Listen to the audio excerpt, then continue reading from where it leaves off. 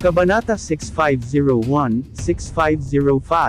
Kasunod ng boses ni Emilia Chen, ilang modelong lalaki ang lumapit na nakapilipit ang leeg.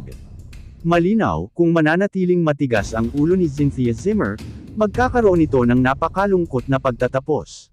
Bahagyang namutla ang mukha ni Cynthia Zimmer. Sanay man siyang makakita ng malalaking eksena, may kasama siyang mga bodyguard kapag nagsufilm siya sa mga delikadong lugar kapag weekdays.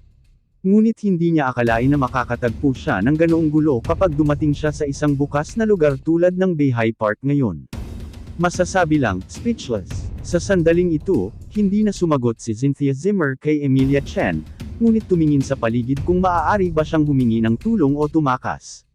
Nang makita ang mga mata ni Cynthia Zimmer, tumingin si Emilia Chen kay Cynthia.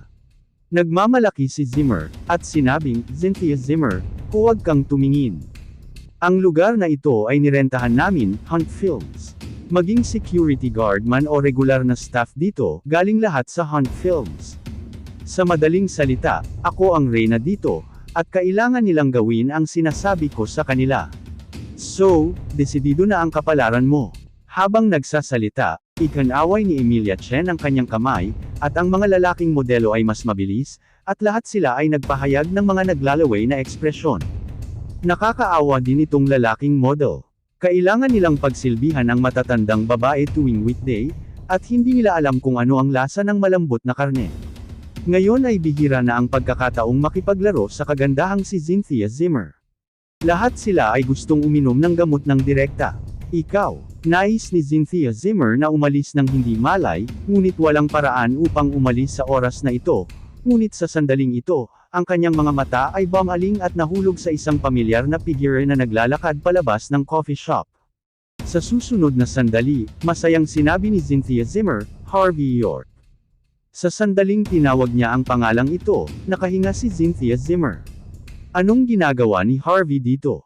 Naiinip na nagsalita si Emilia Chen. "Bilisan mo, sinasayang mo ang oras ng matandang babae, maniwala ka man o hindi, pinakiusapan ka ng matandang babae na samahan mo ang taong grasa." Ang mga kalamnan sa mukha ng mga lalaking modelo ay kumikibot. Nag-walk out si Harvey York sa oras na ito, at mahinang sinabi, "Sa palagay ko ay mas mabuti para sa iyo na masunurin na pumunta at samahan ang taong matabang. Kung tutuusin, ang landas na iyon ay mas madaling lakaran." Habang nagsasalita, nakatayo na si Harvey York sa harap ni Cynthia Zimmer, at pagkatapos ngumiti sa kanya, tumingin siya kay Emilia Chen at mahinahong lumunok, "Ikaw ang unang kapatid ng advertising department ng Hunt Films, tama ba? Wala akong pakialam kung anong conflicts niyo kay Cynthia noon. Ngunit naririnig at nakikita ko ng malinaw kung ano ang iyong ginawa at kung ano ang iyong sinabi ngayon. Bibigyan kita ng pagkakataon ngayon, lumuhad ka at humingi ng tawad." "Cynthia, wala akong pakialam." "Paano?" Medyo nagulat si Emilia Chen, at sinabing, lumuhad ang matandang babae at humingi ng tawad kay Cynthia Zimmer. "Dude, kahit hindi ko alam kung saan ka nanggaling dito. Ngunit gustong iligtas ng isang bayani ang kanyang kagandahan. Natatakot ako na masyado kang bata." Habang nagsasalita, humakbang si Emilia Chen at sinampal sa mukha si Harvey York. Nasnap, hinarang ni Harvey York ang sampal ni Emilia Chen gamit ang kanyang kamay.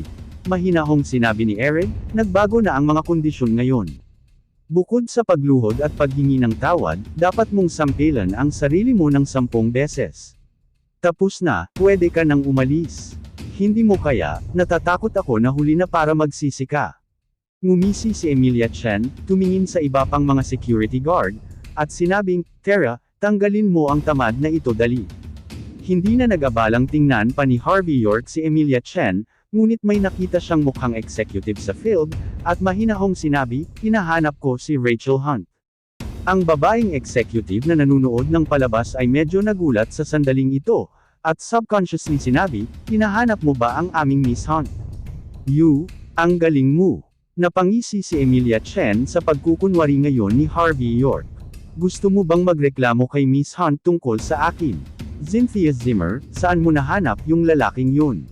Bakit wala kang utak? Sa ganoong okasyon, gusto mo talagang umasa sa mga hinaing para ayusin ang mga bagay-bagay. May mali ba sa utak mo?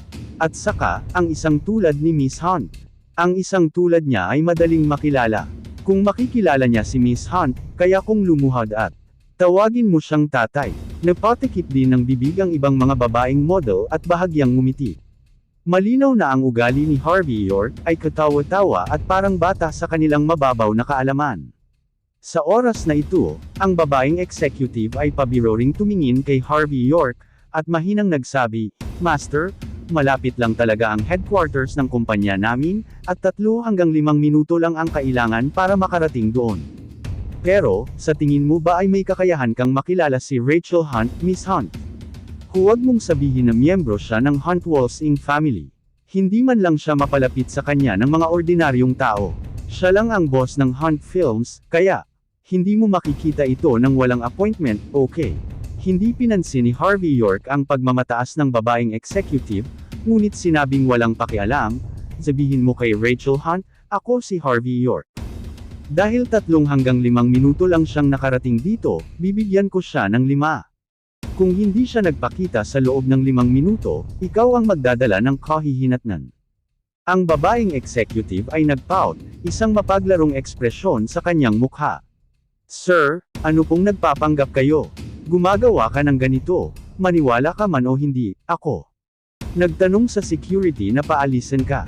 Dapat mong malaman na ang lugar sa ilalim ng iyong mga paa ay nirentahan namin." Kasunod ng mga salita ng babaeng supervisor, maraming mga security guard ang tuwang-tuwa na naglakad, na nanlilisik kay Harvey York na may napakatalim na mga mata, na para bang anumang oras ay aatake sila. Itinaas ni Harvey York ang kanyang kamay, tumingin sa anti-gong Rolex sa kanyang pulso, at sinabing walang pakialam, "May 4 na minuto pa." Nang makita ang mapagpanggap na anyo ni Harvey York, ngumisi si Emilia Chen at sinabing, "Cynthia Zimmer, maglakas loob kang magtakda ng oras para kay Miss Hunt." Aling sibuyas sa tingin niya. Kahit alam ni Cynthia Zimmer na may kakayahan si Harvey York, hindi niya akalain na ang mga salita ni Harvey York ay maaaring magpakita kay Rachel Hunt. Kaya, pagkatapos mag-alinlangan sandali, mahina pa ring sinabi ni Cynthia Zimmer, "Hipag, kung hindi tayo." Umiling si Harvey York at pinutol ang sinabi ni Cynthia Zimmer. Nang makita ni Emilia Chen ang kilos ng dalawang tao, nakita ni Emilia Chen ang paghamak ni Harvey York. "Cynthia Zimmer, pare, parang gusto mong suportahan ka, isipin natin na ikaw, Cynthia. Si Zimmer, may walang katulad na background, tama ba? Pero hayaan mo akong sabihin sa iyo, ang mga taong tulad ni Miss si Hunt ay ganap na hindi kwalipikado para sa isang tao sa kanyang antas. You better persuade him to admit her cowardly masunurin. Sa lugar na tulad ng Walsing, takot ka ba talagang mamatay ng mabagal?" Tiningnan ng mabuti ni Emilia Chen si Harvey York habang nagsasalita ito. Agad siyang nakumbinsi na bagamat gwapo at kaakit-akit si Harvey York, ang problema ay kahit anong tingin mo rito, hindi siya ang panganay na anak ng sinumang mayamang pamilya sa Walsing. Dahil hindi siya ang panganay na anak ng panganay, siya, si Emilia Chen, ay natatakot sa balahibo ng tupa. Kahit na tumawid sa ilog ang tinatawag na mga dragon, naapakan ba niya ang ilan sa kanila ngayong taon, na umaasa sa reputasyon ng ikatlong young master ng Hunt family. Ilang maliliit at madaldal na tao ang pumupunta sa Walsing, pero sa huli, hindi ba parang aso silang lahat? Hindi pinansin ni Harvey York ang kaguluhan ni Emilia Chen, ngunit nagpatuloy sa pagsasabi ng mahina, "May 3 minuto pa 4 characters." Sa pagkakataong ito, may dumating na babae mula sa likuran. Napatingin si Olivia Quinlanlan kay Cynthia. Medyo kakaiba si Zimmer, at pagkatapos ay mahinang sinabi sa babaeng executive, "Magalang kong mungkahi. Ikaw, mas maganda kung ganito ang address mo kay Miss Hunt. Kung hindi, natatakot ako na hindi mo kayang tiisin ang kahihinatnan." Kumpara kay Harvey York, na nagsusuot ng ordinaryong damit, bagamat simple ang mga damit ni Olivia Quinlanlan, isa naman ang high-end order ng isang luxury brand. Milyon-milyon ang halaga ng Van Cleef at Arpels Lover Bridge na relo sa kanyang palso. Ang mga damit na ito ay naglalagay ng maraming presyon sa mga babaeng supervisor. Makalipas ang ilang saglit na pagkibot sa gilid ng kanyang mga mata ay kinuha niya ang kanyang cellphone at tumawag. Ang daan. Medyo maputi pala ang mukha. Nang makita si Olivia Quinlanlan, si Emilia Chen ay likas na nagkaroon ng puot. Sa sandaling ito, ang kanyang ilong ay hindi isang ilong, at ang kanyang mga mata ay hindi pagbubukas ng mata. Munting puting mukha, halika bilang isang mandirigma upang iligtas ang kagandahan, halika upang gumawa ng kapalaran para sa ibang mga babae, karapat-dapat ka ba sa iyong Panginoon? Iminumungkahi ko sa iyo, mas mahusay na umalis dito. Habang nagsasalita si Emilia Chen ng may pang-aalipusta, lumingon din si Cynthia Zimmer sa kasalukuyang Olivia Quilanlan. Lahat ay babae, kaya halos agad na nakita ni na Cynthia Zimmer at Olivia Quilanlan ang iniisip ng isa't isa. Ito ay isang malakas na katunggali. Sabay-sabay na nasa puso ng magkabilang panig ang ideyang ito, ngunit pareho silang ngumiti ng bahagya sa ibabaw. Hello kuya, bakit kasama mo ang bayaw ko? Nakangiting ibinuka ni Cynthia Zimmer ang kanyang bibig. Brother, paano ko nalaman na single si Harvey York? Matamis na ngumiti si Olivia Quilanlan. Kuya, hindi ka naman nagsinungaling sa akin di ba? Ate, ang ganda mo, paano ako magsisinungaling sa'yo? Ate, ang ganda-ganda mo, sabi ng nanay ko, kung gaano kaganda ang babae, mas tuso ka. Si Harvey York, na orihinal na walang malasakit, ay laging napipikon kapag narinig niya ang dalawang kapatid na babae ng biglang, na parang may mali. Oo. Magsasalita pa sana si Harvey York, may tunog ng nagmamadaling yabag sa labas ng venue. Kaagad pagkatapos, ilang lalaki at babae na nakasuot ng pormal na kasuotan ang nakitang mabilis na naglalakad. Ang leading lady ay si Rachel Hunt, isa sa mga importanteng tao ng Hunt family. Itong si Rachel Hunt na minsan malayo sa harap ni Harvey York, kinakabahan ngayon. Sa bagay, hindi niya alam kung bakit biglang sumulpot si Harvey York. At si Harvey York ay panauhin na ngayon ng Hunt family sa Walsing. Kung gusto niyang guluhin siya, natatakot akong mahirapan siyang magpaliwanag. Sa pag-iisip nito, ang mukha ni Rachel Hunt ay hindi maiwasang maging medyo pangit. Bilang miyembro ng direktang linya ni Hunt sa Walsing, mayroon pa rin siyang pag-unawa sa ugali ni Harvey York. Sa makatuwid, bilang parangal kay Harvey York, hinaluan din niya ito ng paghanga. Ngunit nang makitang aktwal na lumitaw si Rachel Hunt, si Emilia Chen at ang iba pang mga modelo ay natigilan saglit, pagkatapos ay hindi namamalayan na nagpahayag ng nakakapuri na mga ekspresyon at binati sila, Miss Hunt. Hindi pinansin ni Rachel Hunt ang mga taong ito, ngunit mabilis na inikat kung saan ang kanyang mga mata ay nasa field, at pagkatapos ay bumagsak kay Harvey York, dahilan upang mabilis itong maglakad, Young Master York, pasensya na, huli na akong dumating 4 characters. Agad namang natigilan si Emilia Chen at ang iba pa. Kilala ba talaga ni Harvey York si Rachel Hunt? Ang pinakamahalagang bagay ay ang Rachel Hunt ay napakagalang sa harap ng Harvey York. Ito, paano ito posible? Young Master York, mayroon ka bang anumang mga tagubilin para sa pagbisita sa Hunt Films ng biglaan? Nagsalita si Rachel Hunt sa malalim na boses. Walang seryoso. Itinuro ni Harvey York si Cynthia Zimmer gamit ang kanang kamay. Ito ang aking nakababatang kapatid na babae, na ngayon ay nagtatrabaho sa iyong Hunt Films. Sa huli, ang unang kapatid na babae sa iyong departamento ng advertising ay nagsabi sa kanya na matulog sa matanda, kung hindi, siya ay mapahamak. Gusto kong tanungin ang kapatid ko. Ito ba ang iyong mga panuntunan sa Hunt Films industry?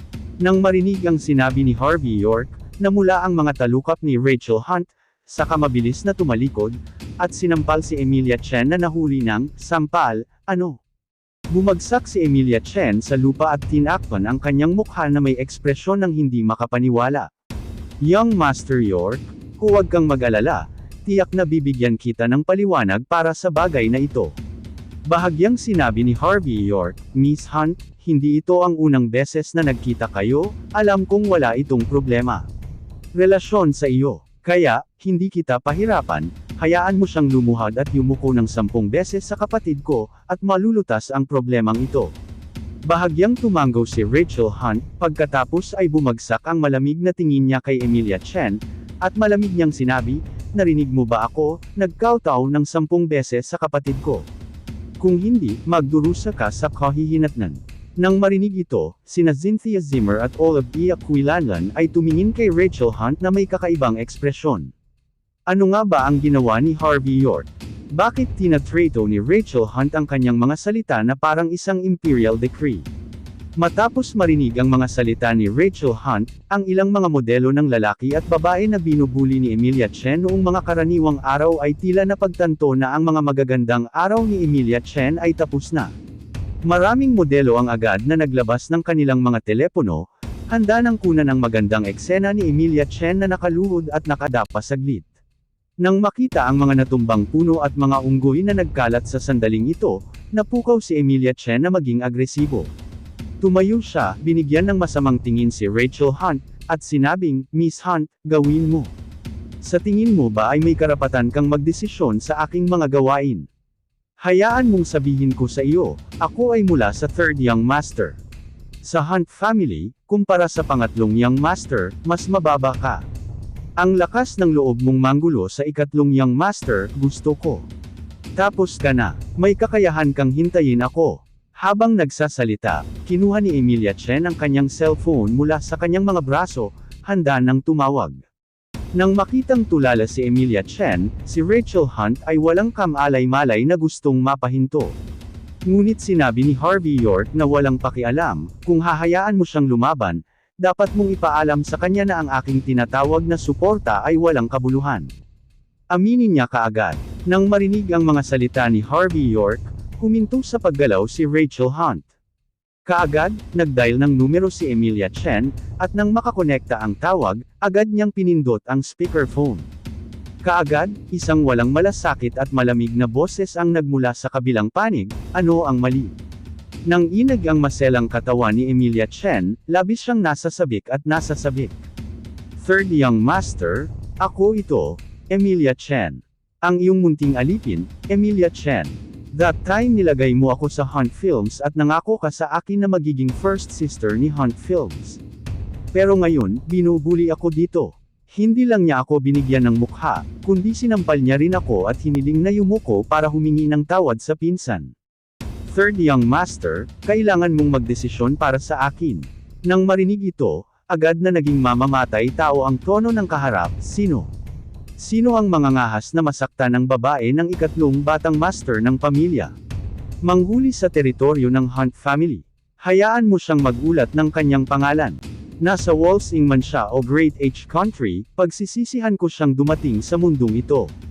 Ang ikatlong young master ng Hunt family sa kabaligtaran ay sobrang dominante, at mas mayabang pa siya ng magsalita, parang kaya niyang year-okan ang buong mundo sa ilalim ng kanyang mga paa hanggat gusto niya. Tsaka sa tono niya, maririnig na hindi rin siya masyadong pinapansin ni Rachel Hunt. Lumubog ang magandang mukha ni Rachel Hunt, at gustong-gusto niyang magsalita. Ikanaway na ni Harvey York ang kanyang kamay, at mahinahong sinabi, "Ang ikatlong young master ng Hunt family, tama ba? Hayaan mo akong magpakilala, ang pangalan ko ay Harvey York. Kung hindi mo alam kung sino ako, maaari mong tanungin ang iyong matandang babae o ang mga amo sa iyong pamilya. Pagkatapos mong malaman kung sino ako, pwede ka na ulit magsalita. At saka, binubuli ng babae mo ang kapatid ko at labis akong ikinalungkot. Mas mabuting bigyan mo ako ng tamang paliwanag para sa bagay na ito. Ayos lang kung mabigyan mo ako ng mukha. Kung hindi mo maibigay, tutulungan kitang harapin ito." Ang hangin ay mahina at ang mga ulap ay kalmado, ngunit ang mga salita ni Harvey York ay maraming beses na mas nangingibabaw kaysa sa ikatlong batang master ng Hunt family na kaharap niya. What the hell? Si Emilia Chen at ang mga modelong lalaki at babae sa likod niya ay lahat ay may mga ekspresyon ng hindi paniniwala, na may lubos na pagtataka sa kanilang mga ekspresyon. Malinaw, hindi nila akalain na magkakaroon pa rin ng ganoong ugali si Harvey York kahit na tumawag ang isang malaking tao tulad ng ikatlong young master ng Hunt family. Ito ay kamangha-manghang. Kung tutuusin, sa pangunawa ni Emilia Chen, ang ikatlong young master ng Hunt family ay talagang ang nangungunang grupo ng mga tao sa Walsing at maging sa buong Great H country. But the thing is, itong lalaking ito na mukhang bata, naglakas loob na hamanin siya ng ganito. Mahirap paniwalaan. Ikaw, Harvey York. Ang nasa kabilang dulo ng telepono ay tila bahagyang natigilan, na may hindi kapanipaniwalang ekspresyon sa kanyang boses. Ikaw ay isang pinarangalan na panauhin ng Hunt family, Harvey York. Bahagyang sinabi ni Harvey York, "Ako ito." Nagkaroon ng dead silence sa kabilang side ng phone. Pagkaraan ng ilang sandali, muling tumunog ang boses, ngunit ang lamig at kawalang interes ay nawala, napalitan ng isang labis na nakakapuri. Kahit sa telepono, nararamdaman ng lahat na ang ikatlong young master ng Hunt family ay malamang na tumatango at yumuko sa puntong ito. Young Lord York, I'm sorry, I'm really sorry. Libu-libong pagkakamali ang kasalanan ko. Hindi ko lubos na kilala ang mga tao, at nagpalaki ako ng asong babae, ngunit hindi ko siya dinidisiplina ng mabuti. Ito ay talagang nagdudulot sa iyo ng problema. Nang marinig ang sinabi ng ikatlong young master ng Hunt family, mahigpit na tinakpan ni Emilia Chen ang kanyang bibig upang pigilan ang sarili sa pagsigaw. Paano ito posible? Paano magiging ganito ang dakilang third young master ng Hunt family? Ito pa rin ba ang maalamat na young master? Ano ang pinagmula ng taong ito na pinangalanang York? Harvey York said non-committally, kasalanan ng ama kong magpapalaki o hindi magtuturo. Bagaman hindi ikaw ang ama, ikaw din ang Panginoon. Napakamayabang ng aso mo, binubuli ang kapatid ko. Nakakamangha. Aking aso. Ang ikatlong young master ng Hunt family ay nagbigay ng isang nakakabigay puri ng ngiti, at ang kanyang mga salita ay medyo kakaiba. Ngunit ang mga ito ay bumulusok sa puso ni Emilia Chen diretso sa ika-18 antas ng impyerno. Noon, siya siguro ang aso sa tabi ko. Pero simula ngayon, hindi na siya mauulit. Ang ganyang bagay ay hindi man lang kwalipikadong maging aso. Ang ikatlong young master ng Hunt family ay nagsalita ng walang pakialam, na may taglay na kay abangan ng pinakamatandang young master ng isang mayamang pamilya, ngunit nangangahulugan din ito na si Emilia Chen ay ganap na natapos sa pagkakataong ito. 4 characters.